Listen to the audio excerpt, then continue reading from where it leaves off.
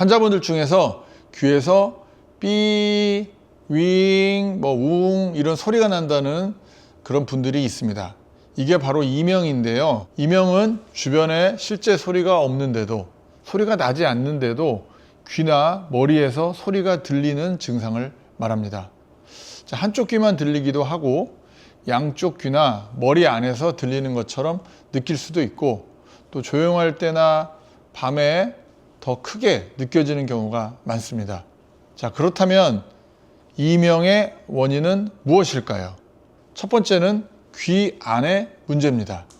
자, 우리 귀 안에는 아주 작은 털처럼 생긴 기관이 있어서 소리를 전기 신호로 바꿔서 뇌에 보냅니다. 이걸 헤어셀이라고 하고, 그런데 큰 소리를 오래 들었거나 이어폰을 너무 크게 사용하거나 나이가 들면서 귀가 피로해지면 이 헤어셀이라는 작은 기관들이 예민해질 수가 있어요.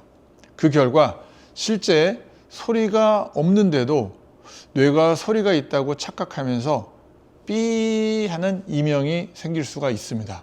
자, 두 번째 원인은 스트레스와 피로입니다. 몸이 너무 긴장하거나 잠을 잘 못 자고 계속 피곤하면 뇌가 소리에 더 예민해지는 거죠.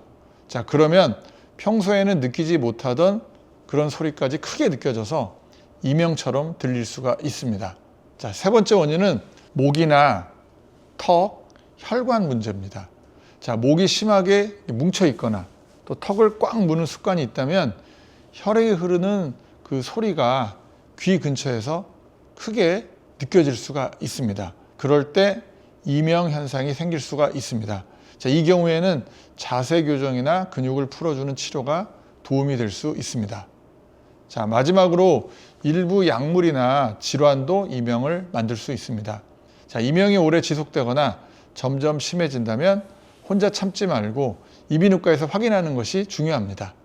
대부분의 이명은 생활 습관을 관리하고 치료를 받으면 충분히 좋아질 수 있습니다. 모험의 작은 신호가 건강의 첫걸음이라는 거 꼭 기억하세요. 코 성형을 했는데 시간이 지날수록 코가 점점 짧아지고 코끝이 들리고 만지면 코 피부가 돌처럼 딱딱해지는 느낌이 드신다면 이건 단순한 문제가 아닐 수 있습니다. 자, 이런 경우에 코 구축 반응의 초기 신호일 가능성이 아주 높습니다. 코 구축 반응이란 코 안에서 정상 조직이 흉 조직으로 바뀌는 현상을 말하는 건데요. 코 구조가 안쪽으로 흉 조직으로 바뀌면서 이렇게 수축되는 그런 현상을 말합니다. 코가 염증이 생기면 우리 몸에서 염증 반응이 생기면서 코 자체가 피부가 수축을 하게 돼요.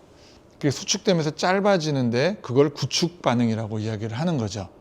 자, 그래서 점점 콧구멍이 보이고 웃을 때 어색해지고 코가 자연스럽게 움직이지 않게 되는 현상, 이런 것들이 구축 반응 현상입니다. 특히 실리콘 보형물, 또 반복된 코 수술, 또 염증이나 감염 이후에 코 구축이 발생하는 경우가 많습니다.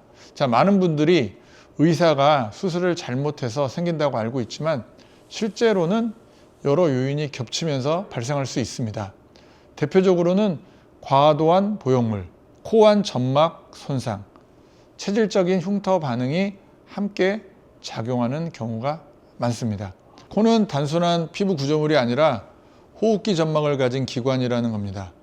그래서 미용적인 접근만으로는 문제를 해결하기 어려워요. 그리고 가장 중요한 게 있습니다. 코 재수술은 첫 수술보다 훨씬 어렵다는 건데요. 이미 사용할 수 있는 연골은 다 사용해서 없고, 또 상처살이나 흉살은 많아져 있기 때문에 혈액순환이 나빠진 상태이기 때문입니다. 그래서 코 재수술의 핵심은 얼마나 높이느냐가 아니라 얼마나 안정적으로 복원시키느냐입니다. 코 구축이나 재수술을 평가할 때 저는 반드시 코 안의 점막 상태, 비중격과 연골 구조, 호흡 기능, 그리고 흉살의 범위를 함께 봅니다. 이비인후과 전문의가 하는 코 재수술은 미용과 기능을 동시에 고려합니다. 코 재수술은 겉모습만이 아니라 숨쉬는 기능까지 함께 복원하는 수술이고, 시간이 지날수록 선택지가 줄어들기 때문에 재수술 전문 병원에서 하는 걸 추천합니다. 얼굴의 중심인 코 수술, 꼭 전문의와 상담하세요. 오늘은 진료실에서 많은 부모님들이 물어보는 주제인데요. 아이가 자꾸 코딱지를 먹는데 괜찮을까요? 이렇게 많이 물어보세요. 먼저 아이들이 코딱지를 먹는 습관은 사실 매우 흔하죠. 특히 이제 3세에서 8세 사이에 어린 아이들에게 많이 나타나는데, 아이들은 자기 행동을 완전히 조절하지 못하기 때문에 심심하거나 또 집중력이 흐트러질 때, 혹은 호기심 때문에 이런 행동을 하기도 합니다. 또한 코를 파거나 코딱지를 입에 넣는 행동은 습관적인 행동일 수 있습니다.